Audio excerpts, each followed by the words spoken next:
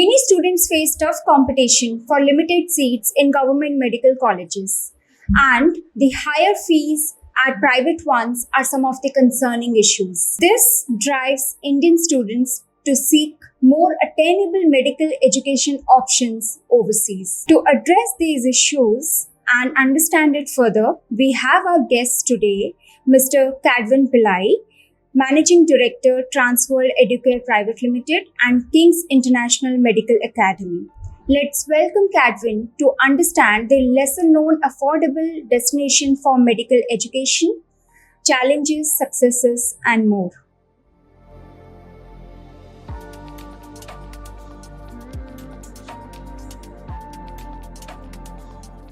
Hi, Kadwin. I welcome you to the Crazy Careers podcast. It is really our absolute honor to have you here.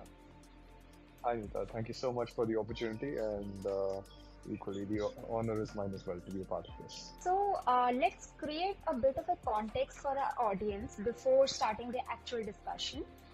So would you mind letting our audience know what exactly is this foreign medical graduate examination, FMGE? Absolutely. So, the FMGE, or the Foreign Medical Graduate Examination, as it's very commonly known, is actually a screening test which needs to be given by each and every student when they go abroad to pursue medical education. And only on clearing this examination will a student be allowed to practice as a medical practitioner in India. So, as the name suggests, screening test, that is what it does. It screens the best students so that they'll be allowed to practice in India. This first began in 2002, and of course, there are a lot of students who give this exam every year. Most recently, in the June session, nearly around 36,000 students had given this in total. But on average, we've seen around 20,000 students who have been giving this exam for the past decade or so. Yeah. Right. So I really want to ask this question because India has the largest number of medical colleges in the entire world. So Yeah. despite being in such powerful position, I would say, why do you think there is need for students to go overseas for medical education? Okay, so that's a very good question. When you actually consider the number of colleges that we have, yes, we do have one of the largest in the entire world. But when you actually see the number of seats that we have in total, for comparison, we can compare with a country such as, say, China, which also has an equal population. But in comparison to China, whereas we have around 1 lakh 8,000 or so students who are getting medical admissions domestically. China has around 1.8 lakh students who are taking admissions per year, graduates who are actually coming out of their medical colleges. And just to put that in context, especially when you consider the ratio of doctors to patients, the number of allopathic doctors that we have in India in comparison to patients is around one doctor for every 1,500 or 1,600 patients. Whereas when you actually consider the real requirement, it's much more. The WHO recommendation, for example, is 1 is to 1,000. And if you actually consider a lot more of the developed countries, their real statistic is more on the tune of 3 doctors for every 1,000 patients. And especially in a country such as India, a developing country, you need access to good Medicare, and we are not able to produce enough doctors per year to actually meet the requirement. Now, of course, the government is taking steps very regularly to increase the number of seats which are available, but it will take time. Creating 80, 90,000 seats is Right. not a small thing. It's a humongous task. And that coupled with the thing where in India, of course, whenever a person is born, everybody must have seen the movie Three Idiots. There's always the first question which comes up: Are you going to become an engineer or a doctor? Doctor. And yeah, exactly. Absolutely. So that question always remains. So a lot of the population does want to become professional doctors in their lives. It's set in stone for them. But just if you compare the number of students who are applying for becoming a doctor, that is, of course, you can reference the NEET exam. As you might know, of course, it's very famous right now. There were nearly around 23 lakh plus students who wrote the examination. So you have 23 lakh students who are vying for around 1 lakh seats.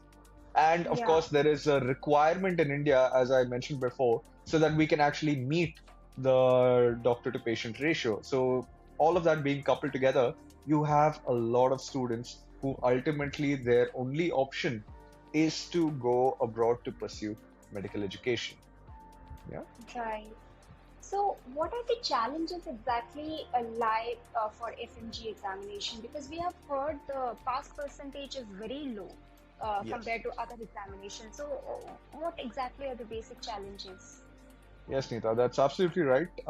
It has a very low pass percentage. One of the main reasons why a lot of students actually get scared of going abroad to pursue medical education is because of the low passing percentage in this FMGE exam. On average, we've seen around 15% is, the statistic where over the last decade or so, we've had around 15% of the students in each exam clearing this examination. Now, there are multiple challenges that a student faces, listing them down. Number one, of course, the pattern for the examination. It's an MCQ based exam. There are 300 questions, 1 mark for each question which is asked. And students need to score 150 to qualify. Of course, qualifying is the only requirement. Yeah. uh, so a lot of times students throughout their medical education, they must have maybe trained a lot more for theoretical aspects, theoretical approach to solving question papers, and they may not know exactly how to go forth with MCQ based. Another thing is the syllabus that is there for the FMGE. It actually Mhm. encompasses 19 subjects. Of course, we broadly recognize them as 19 subjects, which are taught, of course, in India as well. And students need to be proficient in all these subjects at once. You can just imagine, you and me, all of us would have given exams throughout our lives, and even preparing for one single subject that we would have studied for maybe 6 months or a year, and giving that as an exam is a huge task. But 19 subjects which a student would have studied throughout their medical education, and then remembering all of that and actually going for the exam itself is a big task. So that's another challenge. Another challenge Yeah. which is mainly faced is a lot of the colleges where these students are actually pursuing their medical education may not have the adequate facilities. They may not be able to teach the students well enough for them to actually approach this exam and succeed in it, because as I said before, this is a screening Yeah. test to try and understand how well a student is prepared throughout their medical education and how well they can actually practice as a doctor in India. So, of course, the NMC and the NTA or the NBE, MES, all of them will want to ensure that we have the best students who are available. So, of course, just the sheer level of the exam. Government hope. Yes, they will keep it very high because they're playing with lives of people, compared to any other profession. You can afford to make mistakes in other professions, but this is something where you definitely cannot afford to even make the smallest amount of mistakes. So the level of exam is also very, very high. So what happens is that these students, of course, because of inadequate education, it could be because of a number of factors. One, language might be an issue because a lot of the countries where these students are going, language is very, very different. Or the type of education, the way that it is taught over there is very, very different. All these reasons could factor in to ultimately cause a very low passing percentage. Now, one main reason as well, which I'd like to point out, is this examination. Like I said, it had around 36,000 students who had written it very recently. Now, what happens is that you will have a certain number of students who clear the examination. All right. Say, for example, there are 10,000 students who write the exam, new, fresh students. Okay. Say around the 50% of them qualify. Okay. So you'll have 50%, 5,000, and then another 5,000 who may not have qualified. So what will they do? They will redo the exam the following year or the following, whatever session is there. So, how many attempts they can give? At the moment, there is no restriction, but Okay. there are certain regulations which are coming into place where within 10 years of joining the course, the student has to Mhm. qualify in the exam, joining their medical course. But that is yet to be implemented along with the next exam now, because that is another Right. thing where this exam will be removed and the next exam will take its place, which even the local and the foreign graduates will have to both Mhm. give. So at the moment, at least for the FMG, there is no restriction. So what happens is that because a student doesn't get a license to practice, ultimately they will want to clear this exam. So they will Right. repeat it. And what happens is that, I don't like saying this, but you have a certain set of Mhm. students who may not qualify, and that number keeps adding every year. And Yes. what happens is that, that statistic added along with, maybe the fresh batch, which is also writing the exam, makes it seem as if there is a large number of students who are failing this exam Yeah. because they are repeating. They are repeaters who have failed it once before and they're failing it once again. And they may not have motivation. They may just be giving it for a namesake just to see, luck maar ke kuch to mil jayega or something like Yeah. that. That keeps adding on. So these are some of the reasons. So, are there any coaching facilities available in India for students who want to crack FMG examination? Absolutely. There are many coaching facilities available in India. There are a lot of them which are, of course, based in Delhi itself. The reason for that being that is where the testing agency is, and you have certain regions which are very popular where students actually go for this coaching itself.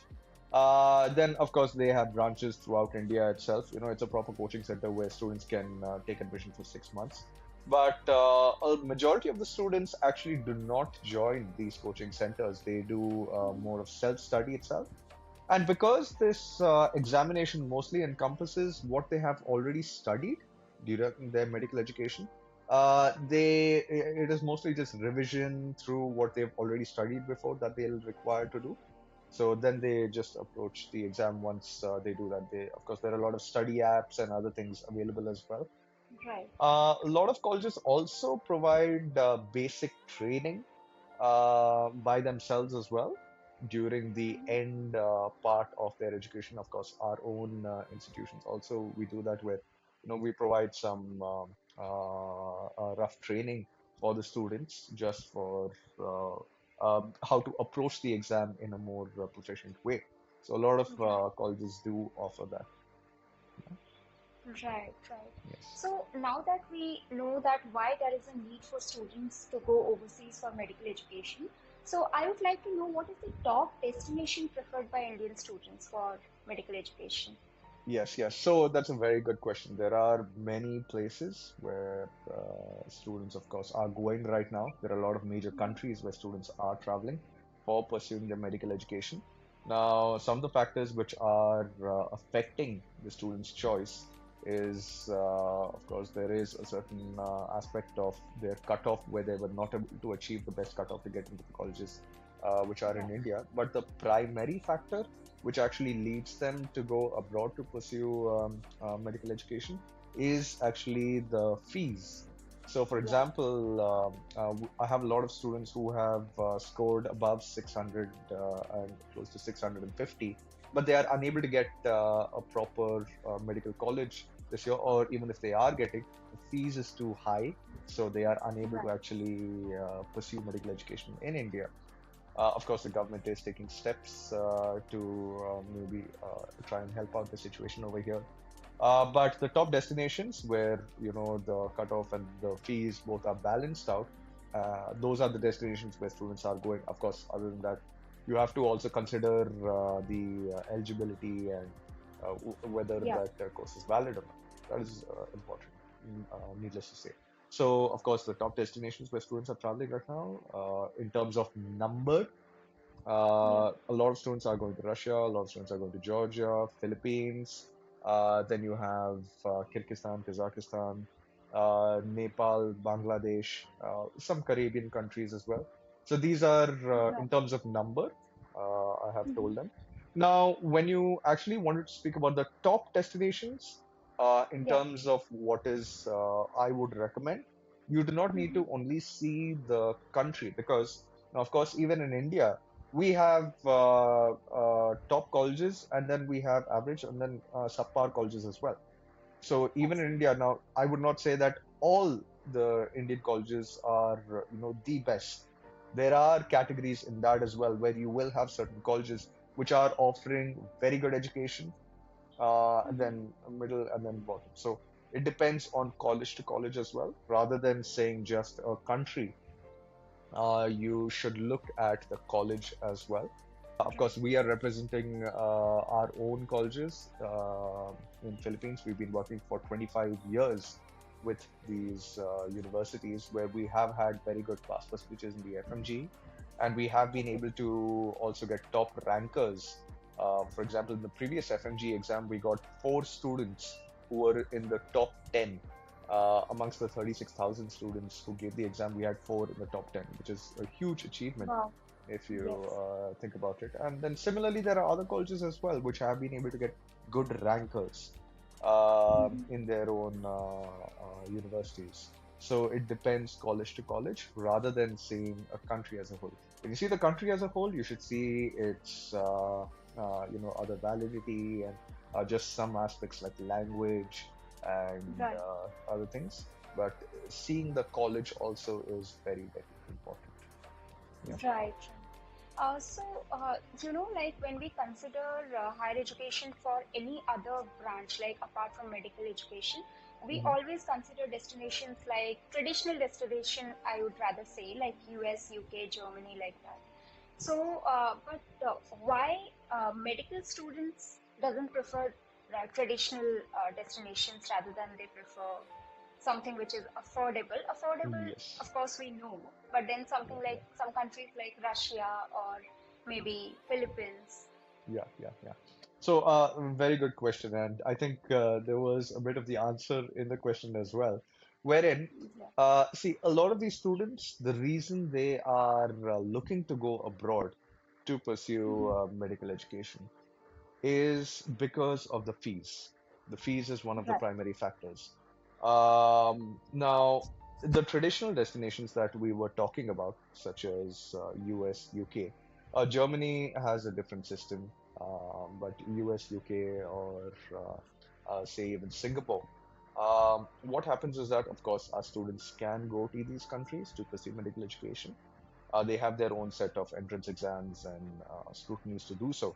But the Yeah. fees that students do have to end up paying is extremely high. Now, in some cases, the fees can go even close to, say, for example, $100,000 per year, which is close to 80 lakhs per year. Yeah. So, and there are some students who are going for this, but their Mhm. primary intention is to more settle down in the countries where they are Okay. studying. A lot of the students that are going to these other destinations, which I am speaking about, their primary goal is not just to settle, not to settle mainly in these countries, but to maybe come back to India and Right. serve our nation as well. And like I said, fees is one of the primary factors. Uh, some of these countries, such as say Germany, which we were speaking about, they have their own language requirements as well, where the course is taught in German. And as per the NMC, their requirement is that the language, in order for you to practice back in India, the language Mhm. of the course should be completely in English, and no part of the education should be in another language. So that is also that could also be one of the concerns. But like I said initially, fees is a major concern. Some countries do offer higher education at a very low cost as well, but then cut off and other things and what examinations they have to get into them. is another requirement altogether. So that's why you have these other countries which are actually, which have grown into top destinations for Yeah. medical education. Yeah. Right. Right. So, as an expert, what are the changes that you would like to see in FMG examination in future? Oh, yes. So there are a few things, of course, which we would like to see happening. Number one is one of the concerns which most of the students have usually is transparency in the examination. Usually, what happens is that once a student gives the exam, there is no way for them to actually verify their scores. There's no possibility for them to actually see how they have performed other than seeing the marks itself. They cannot actually Yeah. recheck their own question papers. So it becomes a little difficult, especially for them to improve. Now, for example, if as a student you have failed in a certain exam, you would want to see where you have actually lacked in terms of your education, and you would want to actually improve in those aspects. But when you are unable to get the answer sheets or question papers, even, Yeah. then it becomes difficult for you to actually study once again to Reassess. Yeah. reassess exactly and do the Yeah. examination. Next thing is that there is no fixed format for the exam, which of course it has its own advantages and disadvantages. Because medical education, you can never really say that what kind of a case you'll be facing today or tomorrow. There's no fixed thing. You can get any kind of a Yeah. case as a doctor. So what happens is that students, when they are preparing, like I said, it's a very vast portion. A lot of students do find it difficult just because they don't know. For example, in a subject such as OBG, OBG is a major subject that students need to study about, but there is no consistency on how many questions or what percentage of the paper will come from OBG. Sometimes we've seen up to Okay. even 50 questions come from this one topic, but sometimes we've seen even lesser than 10. So the weightage for Right. the topics and what portions are covered is also different. But that being said, as I spoke about earlier, the next exam is coming into place very soon, which Okay. is for all students. And the format of the examination is slightly different. So this is, just a few more years of the FMG, but the next exam being implemented soon means that that examination uh, and the processes which are being followed for that may have these changes implemented it Right. into it already before the exam begins. All right. Right. So, will it be a combination of NEET and FMG? Yes, yes, absolutely true. It is a Okay. combination of the FMGE exam and the NEET PG. So what happens Okay. nowadays is that one, there is no filtration exam for the students who are studying domestically. So, to gauge the quality, because now we do have the best colleges, traditionally we call them the best colleges in India, and we have some colleges which are not doing so well. And but all of them are treated equally at the end. And another thing is, how do you actually find out whether the student has actually studied enough during their medical education? And how to elevate the quality of medical education in India and for our students who are going abroad to pursue it is implementation of this next exam, wherein Right. students, one, the quality of the students who are coming out of the medical colleges over here in India and the students who are coming from abroad, of course, will improve drastically because everybody has to target to ensure that the students are able to qualify in this exam. And when you have a unified Right. exam, you know which college is doing good, which college isn't doing so good, Yeah. and you can compare Yes. a student with another. Number one. And number two, of course, the requirement for again preparing for the NEET PG is removed, because now what happens is that Yeah. doctors, of course, they have very stressful lives. We are seeing all the issues which they are undergoing as well. But Yeah. uh, having said all that, they also need to prepare for this other exam. So it becomes very difficult for them to do things simultaneously. And a lot of them, their only option to perform well in this exam is to actually take a few months leave and not go to work, which is very difficult for them. So why go do all that and put a burden on themselves by spending a long time preparing, studying for this exam when they are working. And also this becomes a burden for the hospitals because they know that the students need to actually, or the doctors need to actually go and prepare, so they Yeah. need to give the leaves and other things. So instead of all that, why not have this one examination, which is both for qualifying, to elevate the quality and to reduce the stress on the doctors, both who are studying domestically and who have graduated from abroad as well. Just one Right. examination for qualifying and getting into the NEET, getting through with the NEET PG as well.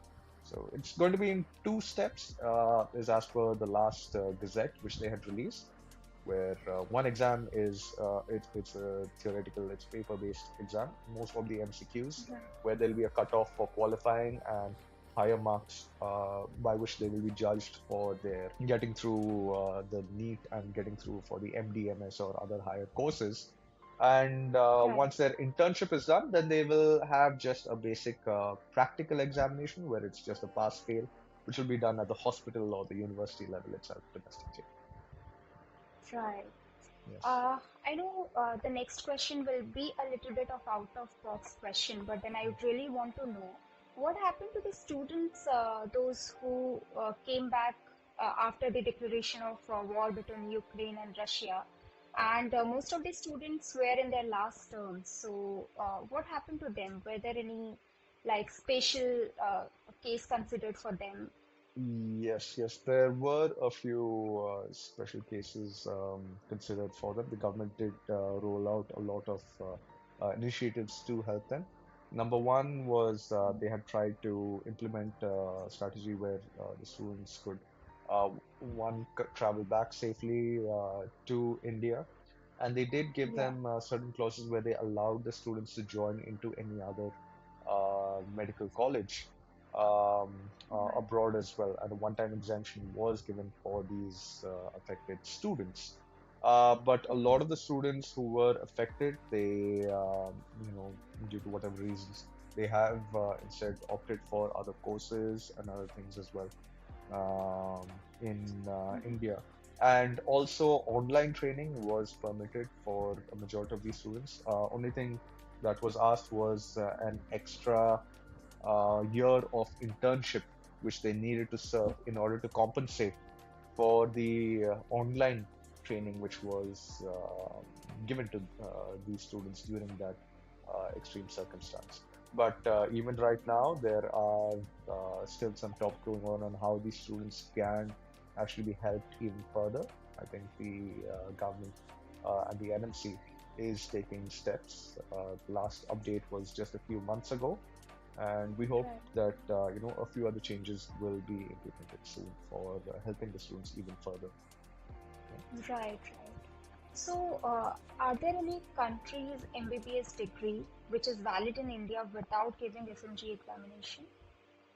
So for the FMGE examination, particularly, yes, these other countries which I spoke to you about earlier, which is UK, Hmm. US, Canada, Okay. Australia, these countries, the FM, if you do graduate in these countries, you can come back and you can practice as a doctor. But of course, after the 2021 regulations, there is still some new NMC regulations. There are still some clarities with regards to these countries which are required.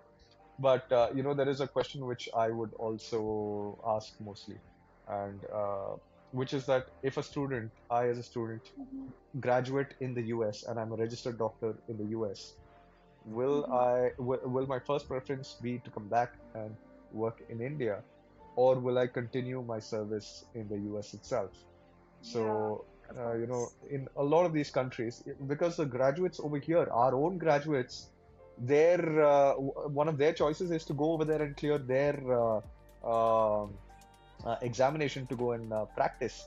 So, if I graduate over there itself in the US or these other countries, I don't think I would come back to India because the packages are a lot better. Of course, there are some students who will be Hmm. want to serve the nation, but that number is very, very low. Very low. Very, very low. I think just a handful of students might actually come back. A majority of them will actually stay in the US. Of course, India, it's a beautiful country, and we have a lot of advantages of staying back. But ultimately, a lot of students, even right now, the harsh reality is that uh, some of our best minds are going to these other countries to pursue their careers. So a lot of the students who do graduate in these countries, they stay there and they work over there itself. Right. Yeah. So, just for reference, can you give us Mhm. a fee difference between these traditional countries and the upcoming countries, I would say, like Philippines, for example? Okay. What would be the All right. fee Yes. difference between? Yeah. Yes. So just to give an idea, like I mentioned about earlier, the fees in some of these larger countries where for medical education, such as the US, UK, that can go even close to $100,000 per year, which is around say 80 plus lakhs per year. Whereas in Philippines, that we are particularly working with, the fees is around varies between 4,500 to around $6,500. So, there is just a vast discrepancy. Yeah. And that we're not even taking into account the other day-to-day expenses that will be Yeah. occurred during their education over there itself. So, yeah, there is a huge difference in terms of how much they will actually have to spend just to complete their course. Whereas over here, you're speaking about even 4 CR. Over here, you're speaking about everything combined together, 35 lakhs. So, Yeah. it's night and day, Huge the difference. difference, huge difference between the fees. So, what would be your advice to the students who are looking to go to overseas for medical education? Okay, so my advice would be there are, like I said, a lot of wonderful countries and colleges where students can actually go to pursue medical education abroad. We know that, of course, there is always a need, there is always a requirement. Our nation requires more doctors right now, especially in the rural settings, more than the other urban areas from the rural setting, especially middle class families, for them, medical education just becomes a dream a lot of times because of the high cutoffs, the high fees, and other things. But yes, this option does exist, medical education. And we, as representatives of Philippines Dawah Medical School Foundation, we are offering a course at reasonable fees, which is fitting into a lot of the criteria set by the NMC as well. And of course, there are a lot of other colleges as well, which are and countries which are meeting these requirements. But also another thing that you need to consider is quality, like I mentioned before, which becomes very, Right. very crucial in order to ensure that you are getting good education. And ultimately, your goal, if it is to practice in India, you will have to clear the FMGE exam or the next exam, whatever interpretation or whatever of the two will be there. And that means that you need quality education to ensure that you can practice as a doctor in India. India right now needs doctors, as I was speaking about earlier. And what we have right now currently is a lot of doctors who are available in the urban areas, the developed areas of our nation. And but the harsh reality is that in the underdeveloped parts of the country, which encompass a larger area of our nation, uh, that is where doctors are needed right now. That is where students actually need to go and pursue medical education, because the students from those regions, when they pursue medical education, they will serve back in their own communities mostly. Right. When a student goes from an urban setting, they go to a college and they will go back to the urban setting itself. Not Yeah. a lot of them will actually go to the places where the rural areas. And our nation right now, though we are in a lot of areas living in luxury, in the rural areas, for example, even our own village, uh, there's just one doctor who travels between three villages. He has to travel regularly between three villages. And, whenever he goes to a village, the patients come, they flood his offices, whatever he can do, he goes. Next day, he goes to a next village. And that's the reality for majority of our country right now. We are taking steps to improve that. Our nation is taking steps. Even day before yesterday, Right. on the Independence Day, Sri Narendra Modi had said that his plan is to ensure that we have at least 75,000 more seats available over the next decade or so for our students. Right. But things like this take time. For us to change from 60,000 to 1 lakh, it took nearly 15 years of time to change just that one step. And even then, we are Right. only halfway through our actual requirement as a nation, and a requirement for then producing doctors who will then serve 5 years later, you know. So just the sheer timeline for us to actually achieve our goal for having enough doctors is many decades from now. So Right. yes, doctors are needed in our country, in the rural setting especially. So for medical education is a way for us to be able to serve the community, especially where it is needed most. And for the Right. students from the middle class families, the lower middle class families, which make up a bulk of our population, we would say that yes, this is a viable option for you, where you can get good quality education at a reasonable fees as well. So you will be able to Of pursue course. your dreams. Yeah. Right. Would you like to let us know a bit about your company and what work you are doing in this area? Yes, absolutely. So, as I had mentioned a few times over the conversation, so I am the director of Transworld Educare and King's International Medical Academy.